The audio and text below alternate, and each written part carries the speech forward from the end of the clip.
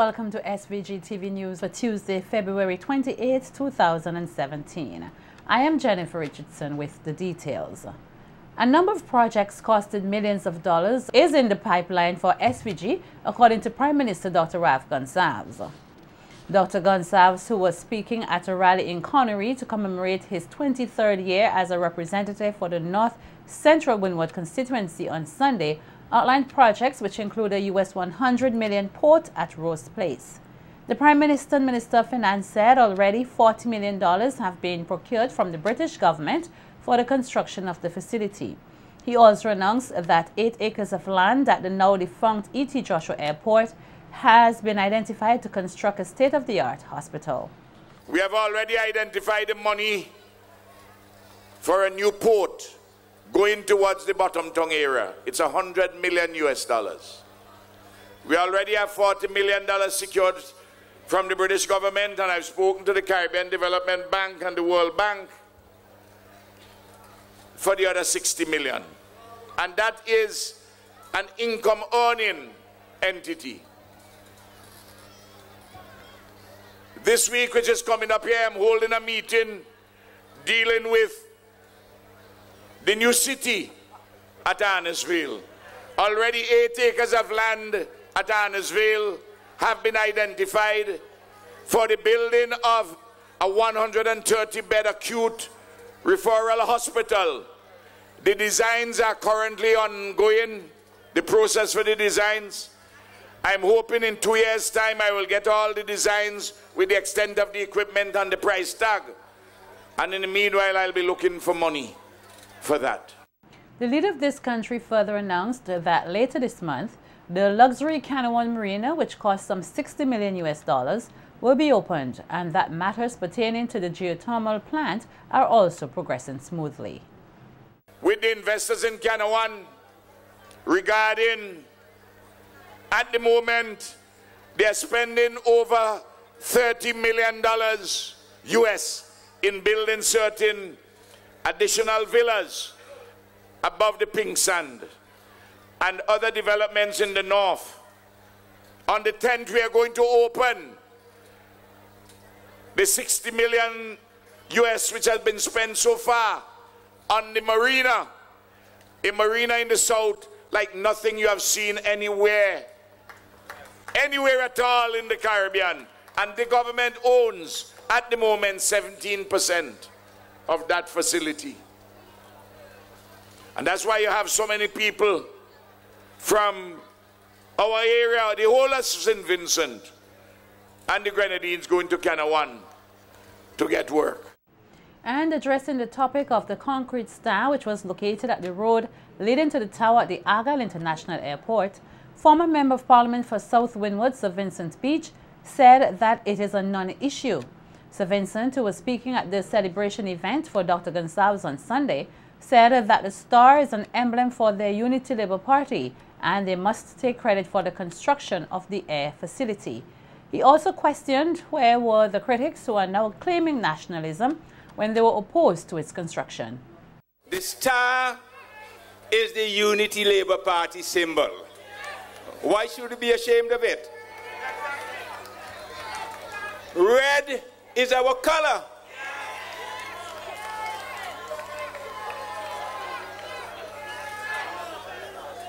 And whilst I support that the airport, for instance, is a national project, but I wonder where all the opposition was all the years that they didn't know it was a national project. And we tend to forget. And I mentioned this to a friend of mine who was telling me, yes, he thinks that we should not have the star at the airport. And I asked him, I said, why?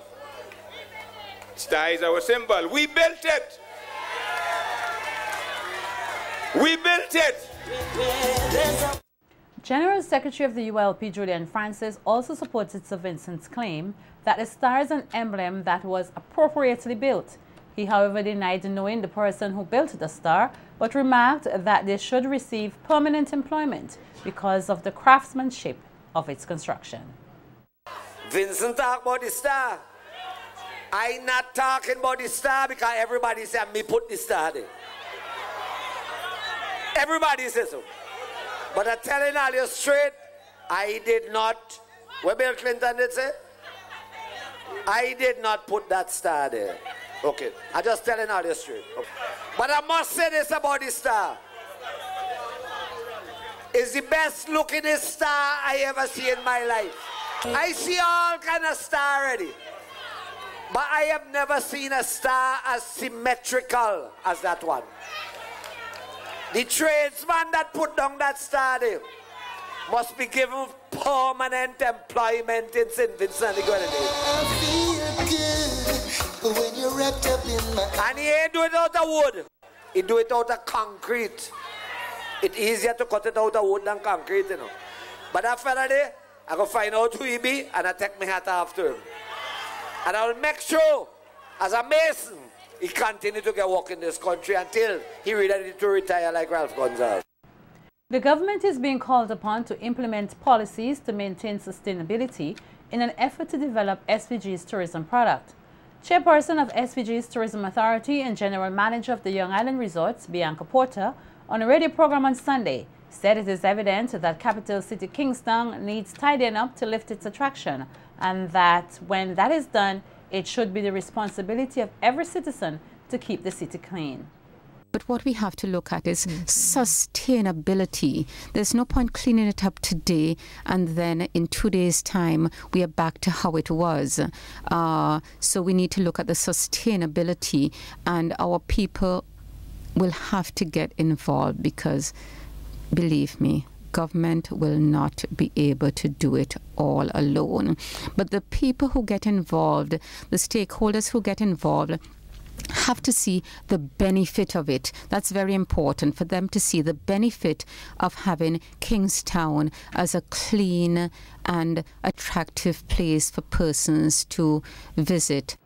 The Young Island Resorts General Manager, who was speaking on NBC's Views and Issues program, emphasized the importance of tourism to the development of the nation and said that everyone must play a part in this endeavor. The Ministry of Tourism does they do school talks now, and that's important because you want your young people who are the future to understand the importance of tourism. But of course, right now we need everybody on board in all of the communities to understand that tourism is putting bread and butter on our plates, and therefore we need to take care of it, care for it and cherish it and love it, so that it will, and I said this before, it will benefit us and it will benefit visitors as well. And Executive Director of the Chamber of Industry and Commerce, Anthony Regisford, is calling on the private sector to take charge and maximize on the readily available opportunities to be derived from the operations of the Argyle International Airport. Regisford said the AIA brings a sense of change for all Vincentians, and that with change comes economic opportunities, which he urged the private sector to take advantage of. No, the Argyle is not at Annesville. The people coming from the Grenadines who are traveling, you know, at Barbados or what have you, okay? It's a change of logistics for them because they now have to find their way to Argyle. The cost of a taxi to Argyle is significantly different to cost of a taxi to Annesville. So there's opportunity for somebody to fill in and operate an airport shuttle for you know, I'm sure a lot of people are thinking about it, yes. Right? Where there is demand, there will be supply. Where there is a problem, there will be a solution. This is what brings about new businesses. New businesses come to solve existing problems. That's what is the basis on which new businesses start, right? So that's at a simple level. Regisford further took the opportunity to identify other markets, such as the ancillary services, which he said could be prosperous ventures. There are a lot of ancillary services that the private sector can get engaged in as far as the airport is concerned. One of the very low-hanging fruit in the immediate, until they are regular scheduled flights, and even after their regular scheduled flights, is the business of charters. Now, that's private sector activity. Government really doesn't have to be involved in getting charters. I could understand the first one. Exactly. Okay, but I hope it's the first and last, right? I think from there on, the private sector should take over the business of moving people from point A to St. Vincent to come to an event or give them a reason to come here. And you will see that happening. It's going to happen. There's opportunity. We're going to make money from this, you know, and if we're going to make money from it as a private business, then we'll do it. In this day and age, when efforts are being made to identify ways to advance the Caribbean civilization, especially through regional integration, there is no room for the concept of tit for tat. That's the view of human development consultant Cecil Ryan, host of the Issue at Hand radio program, who was speaking last Sunday, February 27th, where they highlighted the recent controversy surrounding Vincentian Calypsonian Laureate Fire Empress Ned Reed and the Trinbago Unified Calypsonians Organization, TUCO. Ned Reed, who was selected as a finalist in the 2017 National Calypso Monarch competition in Trinidad and Tobago, was last week served with a letter from TUCO stating that she was disqualified from the competition due to her not being a national of TNT, which was in contempt of TUCO's constitution. The matter was carried to court by Ned Reed, who argued that she has lived in the Twin Island Republic for some 15 years, was also married to a Trinidadian national, and has successfully gained numerous titles through her art. She subsequently regained her spot in the competition after the court overruled TUCO's claim and went on to place 15th in the competition. On the Issue at Hand program, Ryan said while the move by the Trinidad and Tobago Calypsonians Association was made due to a fundamental element of its constitution, along with Ned Reed's failure to complete the process of obtaining citizenship, according to the Constitution of Trinidad, the Treaty of Chaguaramas clearly states that there should not be any discrimination across the region based on nationality. So I don't know where the TUCO Constitution fits into that, and even the Trinidad Constitution.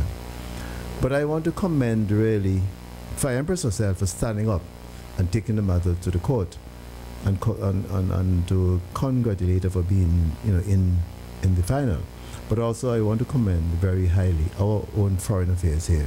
Yes, which has put out a statement on the side of Fire Empress and pointed out to the foolishness of, you know, as you said, Pijan, we are all Caribbean nationals of a Caribbean civilization. Building that civilization, of which culture is a central component. And whether you're in Barbados or Trinidad and Tobago or in Guyana or wherever, we're helping in St. Vincent, we're helping to create that culture, to create that civilization. Ryan noted that the matter received a lot of attention within the Vincentian public, especially on social media, where persons voiced their views on having Vincentian show organizers and promoters banning Trinidadian artists from partaking in Vincimas, since one of their own was being discriminated against in TNT. He expressed hopes that the parties involved, as well as the citizens of both countries, will look past the matter, which has already been resolved, as both SVG and TNT have shared a close alliance, which has reaped great fortunes.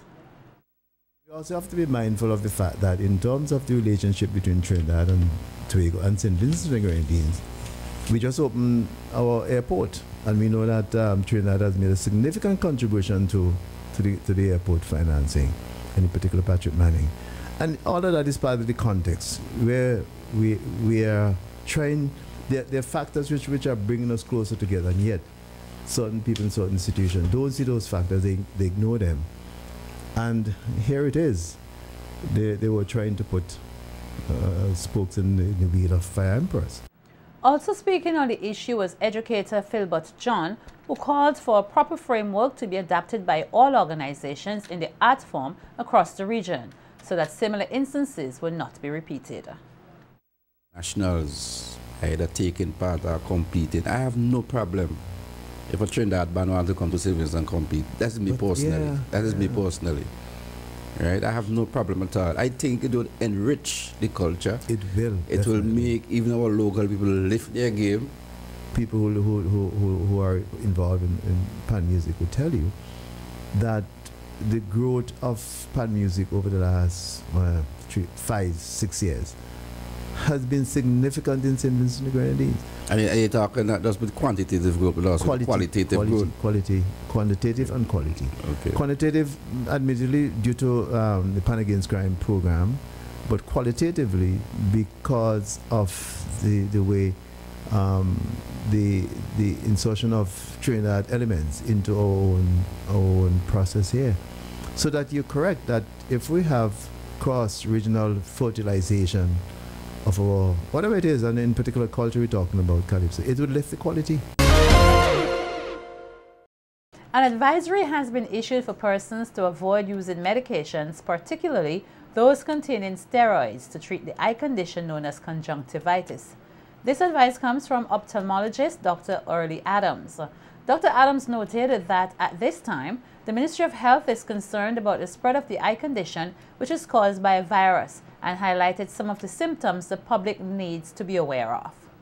Called the endemic conjunctivitis, which is the pink eye that is very contagious, that is very painful, that is, it's actually a form of that red eye that is, or conjunctivitis that is going around now.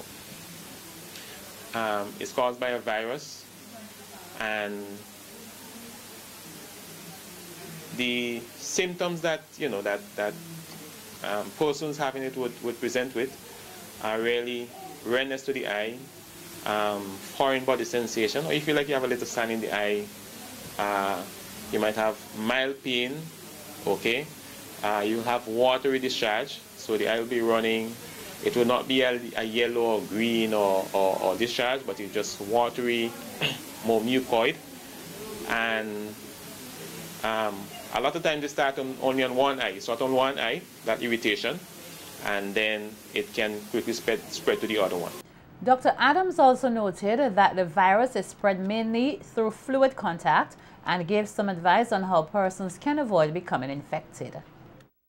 Tips, if you want to prevent it, one is avoid putting your hands to your eyes. By all means, don't be rubbing your eyes. If there's something in the eye that you need to address, then if possible, wash your hands first, soap and water, dry them, and then you can attend to your eye. If that is not practical, you can maybe get a piece of tissue and avoid rubbing the eye directly. You can rub around the eye or stuff like that, but not the direct hands to your eyes. And if you know somebody who has a condition, well, is to try and, especially in that moment where you're around that person, is to take those precautions in hand, as in not to be touching your eye by any means. You can be around that person, you don't get the and without developing it. But how are you going to achieve that is by not bringing that hand to your eyes. Okay? And then at the end of the day, wash your hands. Dr. Adams advised that certain medications contain steroids, which if used to treat conjunctivitis, can cause damage to the eye. There are certain medications that can actually make the red eye get worse, such as steroids and stuff like that. So I would recommend that if you have the condition, the best thing to do in terms of treatment is even not use medication. Okay, it's a self-limiting condition. The body will get rid of the redness on its own. Okay, sometimes you might just need to use a cool compress. You get some cold water, you wet a rag in it and you put it across the eye. Okay, if you have severe pain, then you can address that with some mild medication for pain.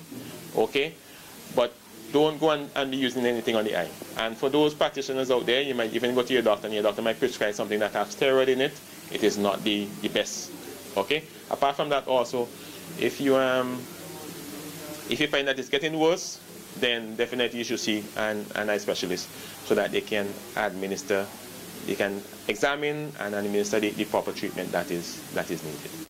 The Milton Cater Memorial Hospital is the beneficiary of another set of medical supplies, this time from the Silver Springs Church of Christ out of the USA.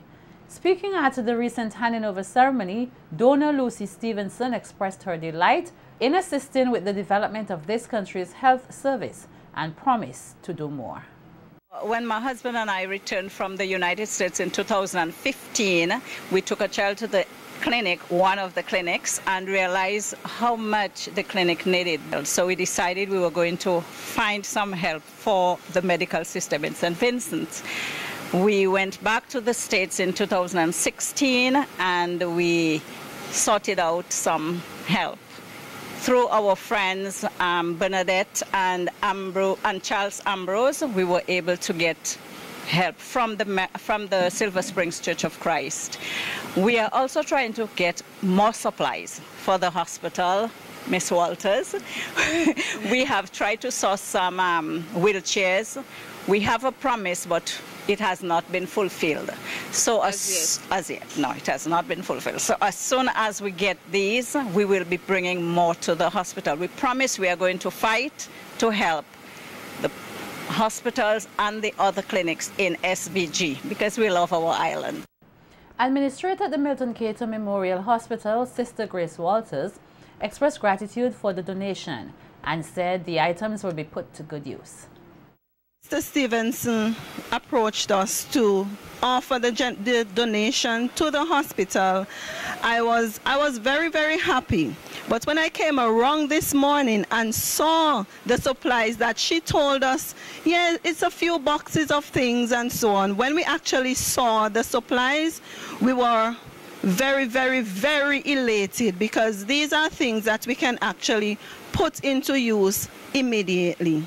So we are very, very thankful to you for battling. I know you had to battle other islands to get them to our islands, and we are very, very grateful. On behalf of the Ministry of Health, the Minister of Health, Mrs. Jack, who is in administrative control at the moment, and the Chief Medical Officer, Dr. Simone Keyser Beach, we express our sincerest, heartfelt thanks to you and your husband for the efforts in having us here this morning. Thank you very much.